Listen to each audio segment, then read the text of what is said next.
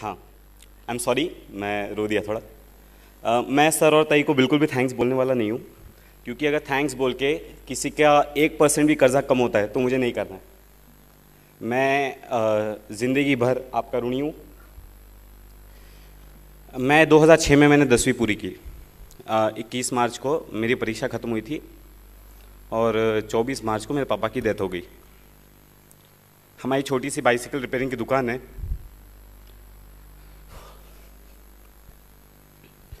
तो पापा के जाने के बाद एक निर्णय लिया कि घर के सब प्रेशर डालने लगे कि अभी घर का किसी को तो का ध्यान देना पड़ेगा। तो मैंने डिसीजन ले लिया, यार अभी पढ़ाई छोड़ देंगे, क्या करना है। 10वीं कर ही ली थी, दुकान रिपेयरिंग की है, बट एक समय पर मेरे पापा बहुत बड़े सप्लायर थे, होलसेलर। चोरी वोरी हो गई थी तो फिर बाद में धंधा कम हो गया। सो एक डिसीजन लिया कि अभी पापा के धंधे को वापस रिवाइव करेंगे, पूरी तरह से डेडिकेटेड काम करेंगे। और पढ़ाई छोड़ने का पूरा मन बना के मैं धंधे में आ गया। 1-1.5 महीना मैंने फुल तरीके से बिज़नेस बढ़ाने के लिए पूरा प्लान वगैरह कर लिया था। उसके बाद फिर रिज़ल्ट आया 10th का, तब मैं अपने स्कूल में टॉपर था। घर पे आया, सब रो रहे थे। अभी बहुत अजीब लग रहा है। मैं कल इतने इंटरव्यूज़ दिए, मैं कभी नहीं रोया। पता नहीं, चाणक्य मंडल का स्टेज है, अपने परिवार जैसा है, इसलिए रोना आ रहा है। हाँ, तो मैं घर पे आया, मम्मी से बातचीत हो रही थी। फिर मम्मी ने तभी मेरे को पहले ही बोल दिया कि हम लोग सब काम करने वाले हैं, तू पढ़ाई कर। तो 11th और 12th ये दो मेरी ज़िंदगी के अभी तक सबसे कठिन वर्ष रहे हैं। मेरा उस समय शेड्यूल ऐसा था, मैं सुबह 7 बजे 6 बजे उठता था, निकलता था 7 बजे कॉलेज, 1 बजे वहाँ से, 2 बजे से रात को 10 बजे तक मैं ट्यूशन्स पढ़ाता था। मेरी बहन स्कूल में पढ़ाती थी, ट्यूशन्स पढ़ाती थी। मेरे को 1 मिनट सेटल होने देंगे? या प्लीज़। ओके।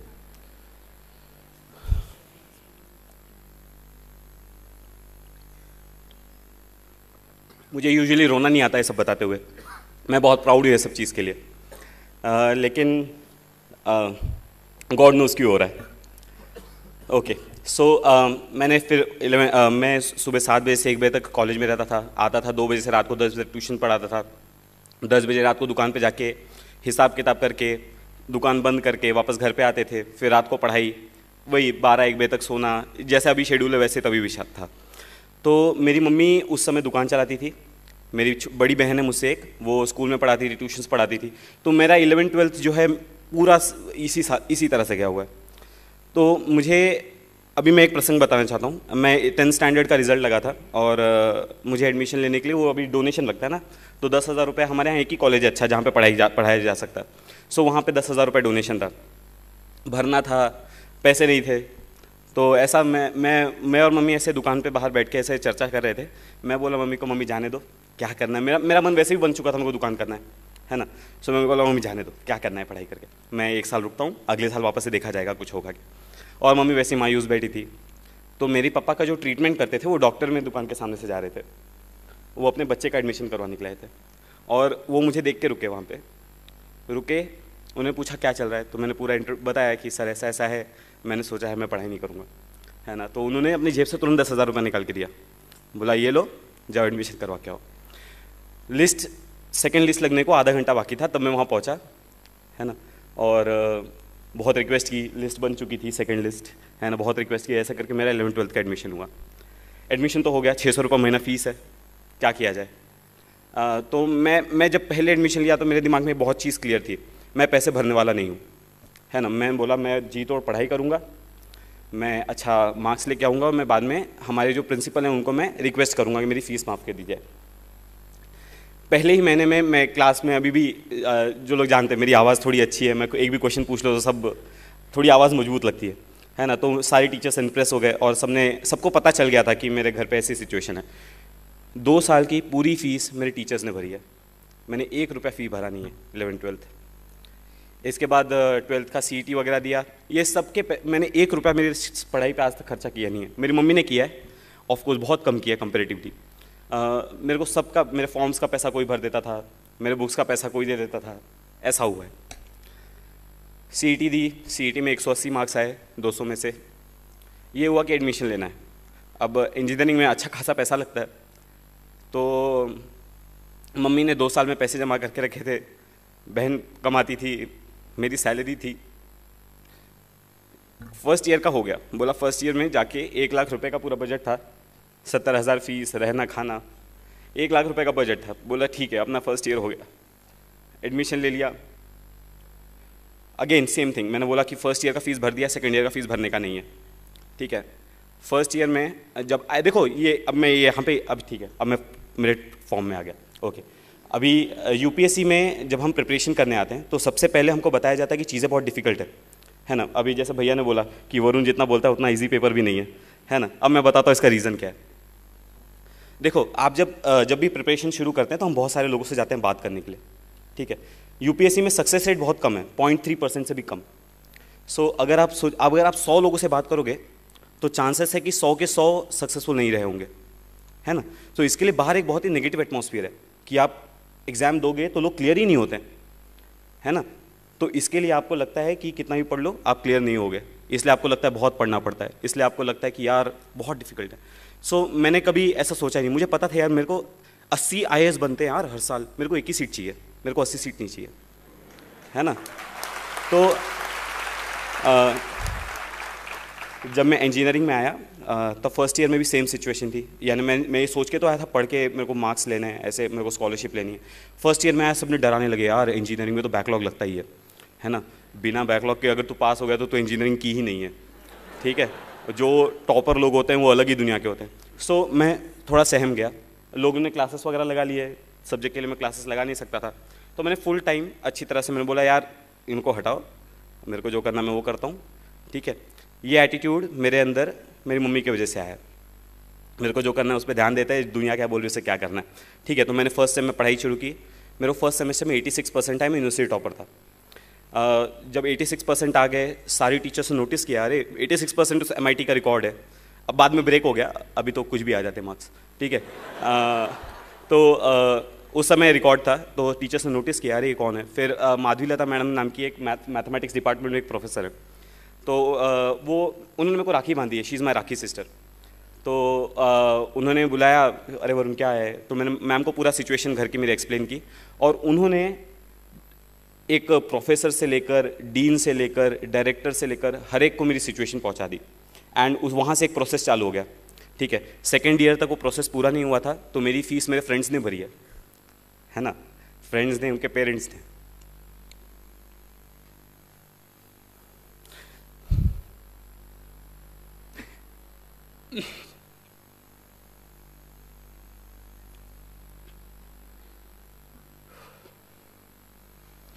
मेरा एक फ्रेंड शायद यहीं बैठा है, भी आया है, मैसेज आया था।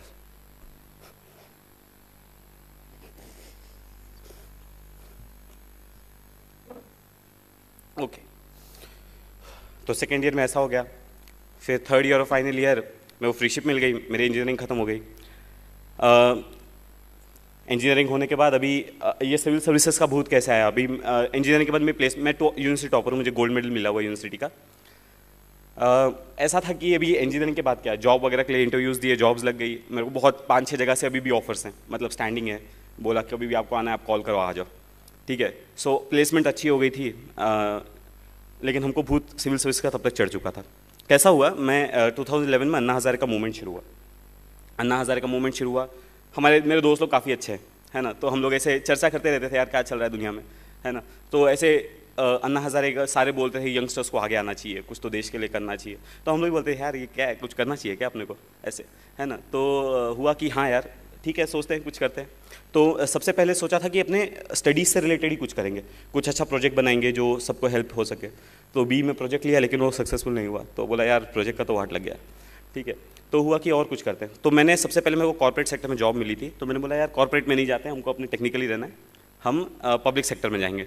पब्लिक सेक्टर की तैयारी, मतलब गेट वगैरह की, मैंने गेट थर्ड ईयर में दी थी, मेरा रैंक 384 आया।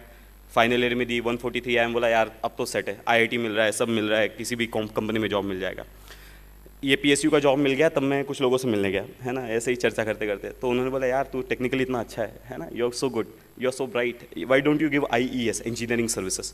अब मैंने सिलेबस देखा, बोला यार ये तो अपना ठीक है, हो जाएगा, कोई दिक्कत नहीं है। तो इंजीनियरिंग सर्विस की तैयारी शुरू करते। तो अभी तक मेरी ग्रेजुएशन कंप्लीट हो गई थी, ठीक है, मैंने गेट दे दी थी और I was about to take admission. तो मैंने बोला यार इंजीनियरिंग सर्विसेज करते हैं, पीएसयू छोड़। तो मैंने पीएसयू को नहीं लिया, मैंने इंजीनियरिंग सर्विस की तैयारी शुरू की। 3-4 महीना मैंने वो किया, ठीक है। 3-4 महीना वो किया, तब लोगों से बातचीत चालू ही रहती है, आप वैक्यूम में जाके पढ़ाई नहीं शुरू करते, है ना। सो आप लोगों से बातचीत करते, तो किसी ने मेरे को सजेस्ट किया है तू इतना ब्राइट है ना, तू इंजीनियरिंग सर्विसेज क्यों कर रहा है, तू सिविल सर्विसेज देख, है ना, वो तो और बड़ी पोजीशन है। तो मैंने बोला हाँ यार ये भी सही है ना। तो सिविल सर्विसेज का देखते हैं क्या है। तो पहले तो उठाया हिस्ट्री ज्योग्राफी, कुछ नहीं समझा। मैं बोला यार ये तो सर का दर्द है ना। तो उसके बाद मैंने बोला करेंगे। तो मैं एक जन से मिलने गया था। अब मैं यहाँ पे दूसरा रीज़न बताता हूँ हम क्यों पीछे रह जाते हैं। मैं एक जन से मिलने गया था, वो बोल रहे थे कि यार यूपीएससी में जो पास होते हैं ना, ये तो 30 मार्क खान होते हैं, है ना, मतलब ये। तो देखो जब आप खुद को सब स्टैंडर्ड समझने लगते हो कि यार वो 30 मार्क खाने में सब स्टैंडर्ड हूँ, है ना। एक्स्ट्रा ऑर्डिनरी और सब स्टैंडर्ड में कभी कंपटीशन नहीं होता, ठीक है। अगर आप खुद को सब स्टैंडर्ड मान लिए हैं तो आप कभी एक्स्ट्रा ऑर्डिनरी से कम्पीट ही नहीं कर सकते, है ना। तो मैं जब उनसे मिलने गया था तो मैंने उनको बोला था कि वो होगा 30 मार्क खान, मैं भी 30 मार्क खान हूँ, ठीक है। तो हम दोनों, तो आपका जो हमारे यहाँ बाहर का एटीट्यूड होता है ना, अभी मेरे को 2-3 दिन से इंटरव्यूज़ लेने जो आ रहे हैं ना, वो पूछते हैं कि आपका बैकग्राउंड है, हाँ आप तो बहुत ब्राइट हो, लेकिन जो 50-60s वाले हैं उनका क्या, है ना। तो मैं उनको बोलता हूँ 50-60s वाले अगर खुद को 50-60s वाले और हमको ब्राइट समझने लगेंगे तो हमसे कम्पीट ही नहीं कर पाएंगे, ठीक है। तो 50-60s वाले हैं वो, उनकी एग्जाम के लिए 50-60s वाले, सिविल सर्विसेज के लिए सब इक्वल्स हैं, ठीक है। अगर ऐसे एटीट्यूड से, अगर आपके अंदर भी अभी कोई ऐसा बैठा होगा जिसको अभी लग रहा होगा यार वरुण सामने बैठा है, ये बहुत ब्राइट है, यूनिवर्सिटी टॉपर है, इसके लिए सेलेक्ट हो गया, तो अगर आप ऐसे एटीट्यूड से भी यहाँ बैठे हैं तो आप शायद स्टेज पर कभी नहीं आ पाएंगे, ठीक है। तो आप पहले ये एटीट्यूड छोड़िए, जो पास होते हैं वो बहुत भारी है। तो मैं ये सेम एटीट्यूड सिविल सर्विसेज के लिए भी था। जो लोग मेरे को बोलते थे बहुत भारी है, तो मैं बोला यार ठीक है अपन से भी हो जाएगा। तो अभी सिविल सर्विसेज का डिसीजन लिया, ये तब दिसंबर का टाइम आ गया था, दिसंबर 2012, ठीक है। अब मेरी ज्वाइनिंग जनवरी में थी। मम्मी, घर का फाइनेंशियल कंडीशन ठीक नहीं था, तो मम्मी बोल रही थी यार अब तो जॉब करना है, अब मैं थक गई हूँ, मेरे को पैसे चाहिए अभी, और मेरे को सिविल सर्विसेज का भूत चढ़ा था। तब मैं 10-15 दिन मेरी मम्मी मेरे से बहुत नाराज़ थी, बोलती नहीं थी, बातचीत हमारी होती थी, लेकिन आपको समझता है राइट, मम्मी और बेटे का एक कनेक्शन होता है, आपको समझने लगता है कि आपकी मम्मी आपसे नाराज़ है।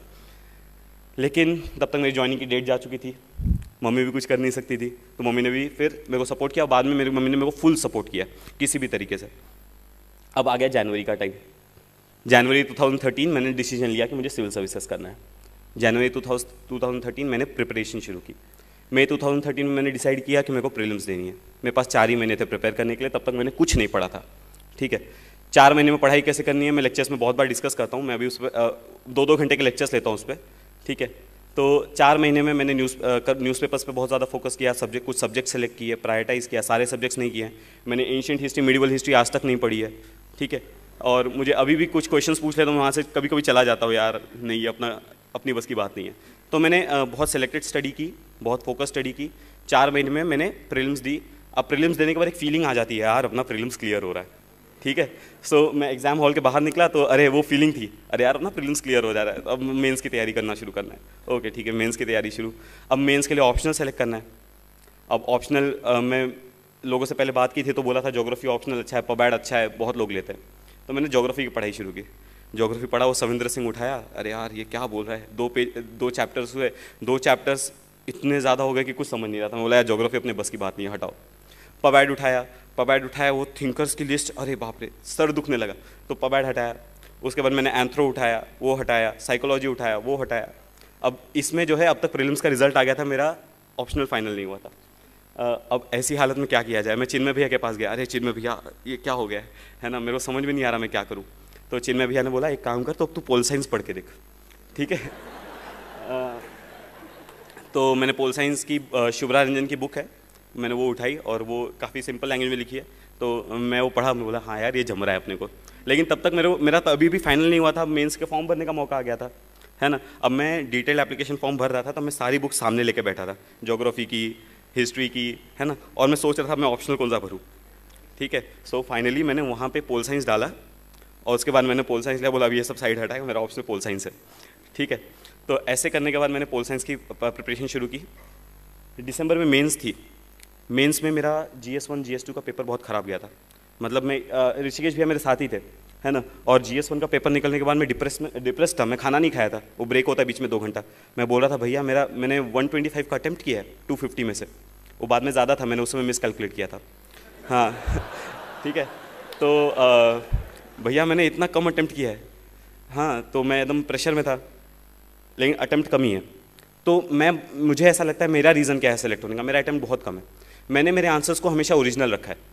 मैं 10th स्टैंडर्ड से 11th स्टैंडर्ड से मैंने कभी डाइजेस्ट फॉलो नहीं किया कोई। मैं अपने आंसर्स खुद बनाता हूँ। मैं नोट्स मेकिंग का मैं सबको एडवाइस देता हूँ कि नोट्स बनाने चाहिए, 4 फ़ायदे हैं वगैरह वगैरह। नोट्स मेकिंग के 4 फ़ायदे। पहला है, फ्यूचर में आपको रिवीजन के लिए एक डॉक्यूमेंट रेडी होता है। दूसरा, अगर आपके ग्रामेटिकल मिस्टेक्स बहुत ज़्यादा होते हैं तो आप फ्यूचर में रिवीजन करते टाइम आपको समझने लगते हैं कि यार मेरी मिस्टेक यहाँ हो रही है, मेरी मिस्टेक यहाँ हो रही है, आप सेल्फ करेक्शन करते हो। तीसरा फ़ायदा है, आपको जब नोट्स निकलने के लिए नोट्स के साथ न्यूज़पेपर पढ़ने के लिए 4 घंटे लगेंगे तो आप सोचोगे यार टाइम को कैसे रिड्यूस किया जाए।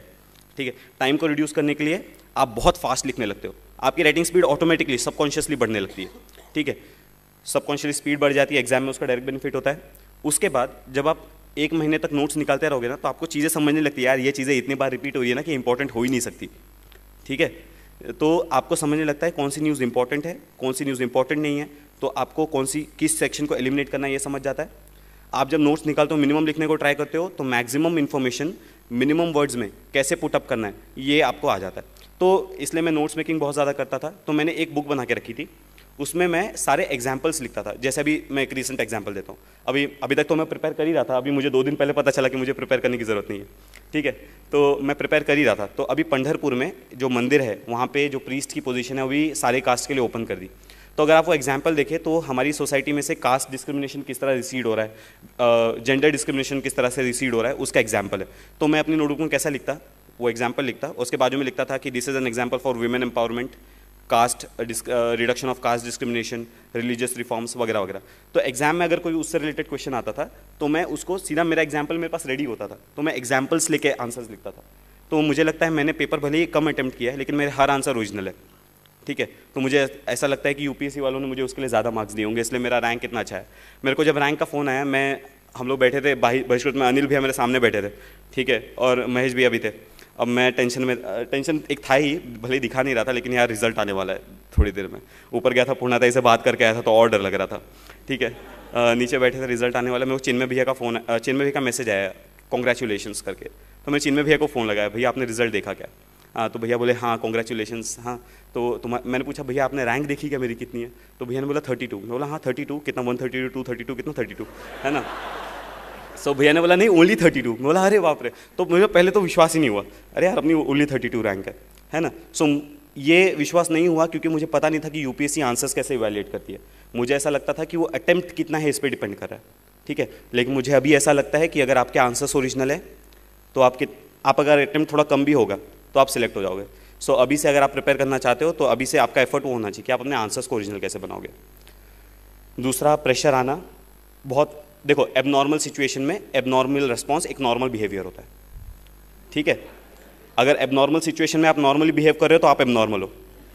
ठीक है, सो ये जो है एग्जाम की सिचुएशन, ये एक एबनॉर्मल सिचुएशन है जिसमें आपको बहुत ज़्यादा प्रेशर होता है, आपको बहुत ज़्यादा पढ़ना पड़ता है। तो इसमें एक एबनॉर्मल रिस्पॉन्स, टेंशन आना है ना, पसीने आना, जैसे भैया ने जो बताया कि आप सही ट्रैक पे जा रहे हो, तो अगर आप वैसे हो तो आप नॉर्मल हो। ठीक है, आपको बिल्कुल टेंशन लेने की ज़रूरत नहीं है। जिसको बिल्कुल भी टेंशन नहीं आ रहा ना, उसको टेंशन लेने की ज़रूरत है। ठीक है, सो टेंशन फील होना ज़रूरी है, बट वो टेंशन में आप खच जाते हो या उसको और फाइट बैक करते हो। मैं हमेशा क्लास में एक एग्जाम्पल देता हूँ टाइम टेबल्स का। मुझे लोग पूछते हैं प्लानिंग कैसे करनी है, सब्जेक्ट्स को कैसे अरेंज करना है। ठीक है, तो टाइम टेबल्स कैसे बनाना है, प्लानिंग कैसे करनी है। तो मैं मेरा टाइम टेबल कैसे बनाता था मैं बताता हूँ। ठीक है, देखो टाइम टेबल सब लोग बनाते हैं, तो मैंने भी टाइम टेबल बनाया है। 2 टाइप के लोग होते हैं, एक होते हैं जो टाइम टेबल फॉलो करते हैं, दूसरे होते हैं जिनसे टाइम टेबल फॉलो नहीं होता। वो पर्पसफुली वायलेट नहीं करते, लेकिन कभी यार कुछ मूवी देखने का मन कर गया है ना, किसी ने बुला लिया, घर पे से फ़ोन आ गया, तो टाइम टेबल वायलेट हो जाता है। ठीक है, सो पहले होते हैं जो टाइम टेबल फॉलो करते हैं, दूसरे होते हैं जिनसे टाइम टेबल फॉलो नहीं होता। जिनसे जो फॉलो करते हैं भाई डन बेस्ट, जिनसे फॉलो नहीं होता उनमें वापस से 2 कैटेगरी के लोग होते हैं। एक होते हैं जो टाइम टेबल फॉलो नहीं हुआ, यार क्या होगा, यानी मैं यूपीएससी क्रैक कर पाऊंगा क्या, यानी टाइम टेबल की जो प्रॉब्लम है वो यूपीएससी क्रैक करने तक पहुंच जाती है। ठीक है, सो एक ये क्लास के होते हैं, और दूसरा जो बंदा होता है टाइम टेबल फाड़ता है, बोलता है मेरे पास इतना टाइम बचा है, इतना स्टडी बचा है, मैं नया टाइम टेबल बनाता हूँ। ठीक है, सो आपसे जो गलतियाँ हो गई हैं आपके और सोचने से वो गलतियाँ करेक्ट नहीं होंगी। ठीक है, आपका काम ये है जो गलतियां हो गई हैं उनको कॉम्पेंसेट करने के लिए आगे की आप प्लानिंग कैसे कर रहे हो। ठीक है। सो मेरी टाइम प्लानिंग में हमेशा यही होता था, मैं रोज़ सुबह टाइम टेबल बनाता था, ठीक है। आज प्लानिंग किया है कि इकोनॉमी करना है, एंड रोज़ नहीं होता था, यू गेट माई पॉइंट, है ना। सो आज 2 सब्जेक्ट करने हैं, अगर नहीं होता था तो फिर मैं वापस से प्लान बनाता था। मैं बैकलॉग्स कैसे क्लियर करता था मैं ये बताता हूँ, मैंने क्लास में बहुत बार बताया।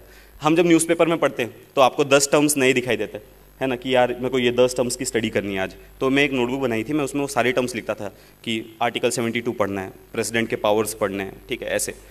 उसके बाद मैं जब न्यूज़पेपर पढ़ के हो जाता था तो मैं इंटरनेट पर रोज़ 2 घंटा का मैंने टाइम रखा था कि 2 घंटा बैठ के वो टॉपिक्स के ऊपर सर्च करना है। तो इंटरनेट पे बैठे तो कई बार क्या होता है, 10 टॉपिक्स आपने लिखे तो 5 ही टॉपिक्स हो पाते हैं, किसी दिन अपने को आलस हो जाता है तो अपन 2 घंटे की जगह 1 ही घंटा पढ़ते हैं, ठीक है। सो ऐसे करके वो 5 हो गए तो दूसरे दिन में चले जाते हैं, तो आपके दूसरे दिन ऐसे बैकलॉग जो है बढ़ता जाता है। तो कई बार क्या होती है, वो लिस्ट बहुत लंबी हो जाती है, फिर एक दिन सडनली टेंशन आने लगता है, यार ये लिस्ट इतनी लंबी हो गई, है ना, अब इसको क्लियर करने में अपना पूरा दिन जाएगा। तो जब ऐसा होता था तब मैं उसके नीचे एक लाइन ड्रॉ करता था और बोलता था आज से नया लिस्ट चालू करेंगे, ठीक है। सो अभी जो गलतियां हो गई हैं, ठीक है, उनको करेक्ट करना चाहिए। न्यूज़पेपर्स के केस में काम करता है क्योंकि न्यूज़पेपर में चीज़ें रिपीट होती है ना। आपने जो 1 महीने पहले पढ़ा था, अगर वो इंपॉर्टेंट होगा तो उसको कोई ना कोई फॉलोअप करेगा, ठीक है। तो आपको फ्यूचर में वो चीज़ दिखेगी, आप फ्यूचर में उसको वापस से इंटरनेट पर रेफर कर सकते हैं। तो मैंने न्यूज़पेपर के केस में ये बैकलॉग क्लियरेंस का केस चलता है, ठीक है। सो इस तरह से मैंने मेरी यूपीएससी की तैयारी की, मेंस क्लियर हो गए, ठीक है। अभी इंटरव्यू में क्या करना है ना। इंटरव्यू में जाते टाइम मैंने तो पढ़ाई ज़्यादा की नहीं है ना। मैं जनवरी में प्रिपरेशन शुरू किया है, लोगों के पास एक्सपीरियंस होता है कि इस सब्जेक्ट को कैसे हैंडल करना है। सो मुझे पता नहीं था क्या करना है इंटरव्यू में, तो इंटरव्यू तक मेरे को टेंशन था कि मेरा इंटरव्यू कैसा होगा, इसलिए मैंने कहीं पे भी मॉक टेस्ट नहीं दिया। और एक्चुअली उसका एक और रीज़न मैं बाद में बताऊंगा मैंने कहीं पे मॉक टेस्ट क्यों नहीं दिया। मैंने कहीं पे मॉक टेस्ट नहीं दिया क्योंकि मुझे ऐसा लगता था यार कहीं पे जाऊंगा कोई डरा वरा देगा, कुछ क्वेश्चन पूछ लेगा, मुझे नहीं आएगा तो मैं यूपीएससी इंटरव्यू में जाके क्या करूँगा, है ना। तो इसके लिए मैंने कहीं मॉक टेस्ट नहीं दिया, मैंने सर के पास एक दिया था और यशदा में भैया लोग सब लोग जा रहे थे, मैंने बोला मेरे भी पैसे भर देना, मैं वहाँ पर भी दे आऊँगा, ठीक है। सो मैंने खाली ये 2 जगह पर मॉक टेस्ट दी। तो इंटरव्यू हॉल में जब गया तब मेरे को यानी एक्सपीरियंस बिल्कुल नहीं था यार इंटरव्यू कैसे देना है, इसलिए ये मेरा प्लस पॉइंट था कि मुझे एक्सपीरियंस बिल्कुल नहीं था, ठीक है। तो मैं अंदर गया, उन्होंने जो क्वेश्चंस पूछे हम बहुत फ्रैंकली डिस्कशन कर रहे थे, और मैं बाहर आया तो मुझे ऐसा लगा है मेरा इंटरव्यू अच्छा नहीं हुआ है क्योंकि मैंने उनको 1-2 जगह पे मैंने मिस्टेक कर दी थी। एक एग्जांपल बताता हूँ, ठीक है। मैंने इलेक्शंस का क्वेश्चन था कि इलेक्शंस हुए हैं, मेरा May 15 को इंटरव्यू था, 16 को रिजल्ट था। इलेक्शंस हुए हैं, कल इलेक्शन रिजल्ट आने वाले हैं, आपने वोट किया क्या? मैंने बोला नहीं किया सर। तो बोले क्यों नहीं किया? बोले मेरा वोटिंग लिस्ट में नाम नहीं था। तो बोले वोटिंग लिस्ट में नाम नहीं था तो एक प्रोसीजर होता है जिससे आप वोटिंग लिस्ट में नाम इंक्लूड करवा सकते हैं, आपने चेक करके इंक्लूड क्यों नहीं करवाया? तो मैंने बोला सर ऐसा है, मैंने वो प्रोसीजर फॉलो किया था, बट पुणे में जो है 1-1.5 लाख लोग के नाम जो है वोटिंग लिस्ट से मिसिंग थे, तो उसमें मेरा भी एक नाम है, मेरी वोटिंग कॉन्स्टिट्यूंसी पुणे नहीं है, ठीक है। सो मैंने इस तरह से वहाँ पे, और ये जैसे ही मैंने ये स्टेटमेंट बोला ना, तुरंत आई रियलाइज्ड अरे यार I have got myself into a soup, अगर उन्होंने पकड़ लिया तो मैं मर गया, लेकिन उन्होंने पकड़ा नहीं, ठीक है। सो ऐसी चीज़ें भी हुई हैं इंटरव्यू हॉल के अंदर, मैं इतना अनप्रिपेयर्ड था, सो इसलिए आप मॉक दे रहा, ठीक है। लेकिन यूपीएससी इंटरव्यू बहुत कॉर्डियल होता है, बाहर जैसे लोग डराते हैं ना वैसा बिल्कुल नहीं है। जो लोग इंटरव्यूज़ नहीं दिए हैं ना वो डराते ज़्यादा हैं, जो इंटरव्यूज़ दे के आए हैं आप उनसे बात करेंगे ना तो वो बताएंगे नहीं यार मस्त है, चिल रहते हैं, आराम से जाओ देख के आओ। तो उसके बाद आज का दिन है, मैं आपके सामने खड़ा हूँ। मैं जो दूसरा मुद्दा बता रहा था कि मैं इंटरव्यू क्यों नहीं दिया, मॉक इंटरव्यू मैंने दूसरी जगह क्यों नहीं दिया। मैं जब मैंने यूपीएससी करने का डिसीजन जनवरी 2013 में लिया था तब मेरे पास टाइम बहुत कम था, 4 महीना, और मेरे को कौन से बुक्स रेफ़र करने में वो ये भी पता नहीं था। तो मैं उस समय था कि यार कोचिंग तो लेना है, तो भूषण नाम का मेरा एक रूममेट है, भूषण कांबड़े, तो उसने बोला यार मैं चाणक्य में लगाया है, वेरी गुड कोचिंग क्लासेस है, तो तू आके बात कर ले। लेकिन मैंने बोला यार फ़ीस का माजरा है, मम्मी उस समय मेरी नाराज़ थी कि मैं जॉब नहीं कर रहा, मैं फ़ीस के लिए बोलूँगा तो मैं मार ही देगी मुझे, है ना। तो मैं बोला यार फ़ीस का तो प्रॉब्लम है, क्या किया जाए। तो मेरे को रूपाली ताई से मिलाने आया, ठीक है। और रूपाली ताई मेरे ख्याल से she was the first person जिनको मैं मिला था चाणक्य मंडल में, और इतनी फ्रेंडली थी कि मुझे लगा यार बस अब यहीं आना है, ठीक है। इतना अच्छे से मेरे से बातचीत की थी। मैंने एप्लीकेशन सबमिट किया, वो सर तक गया, ताई तक गया, मेरा एप्लीकेशन फर्स्ट बार में अप्रूव हो गया था। मैंने 5,000 रुपये भरे, अभ्यास महोत्सव का खर्चा था, मतलब मैंने क्लासेस का एक्चुअली कुछ नहीं भरा है। मैंने बिना कुछ पैसे भरे मैंने प्रीलिम्स का कोर्स किया, मैंने मेंस का कोर्स किया, मैंने इंटरव्यू का कोर्स किया, और उसके बाद जब इंटरव्यू मॉक देने का बात आया ना, मैं बोला यार मैं अभी मॉक देने जाऊँगा, ये क्लासेस वाले बाद में अपने पोस्टर निकालेंगे अपनी एडवर्टाइजमेंट्स, उसमें मेरा नाम डाल देंगे कि ये बंदे ने यहाँ पे कोचिंग ली है। सर ने, ताई ने बिना पैसे लिए मुझ पर एक साल तक मेहनत की है।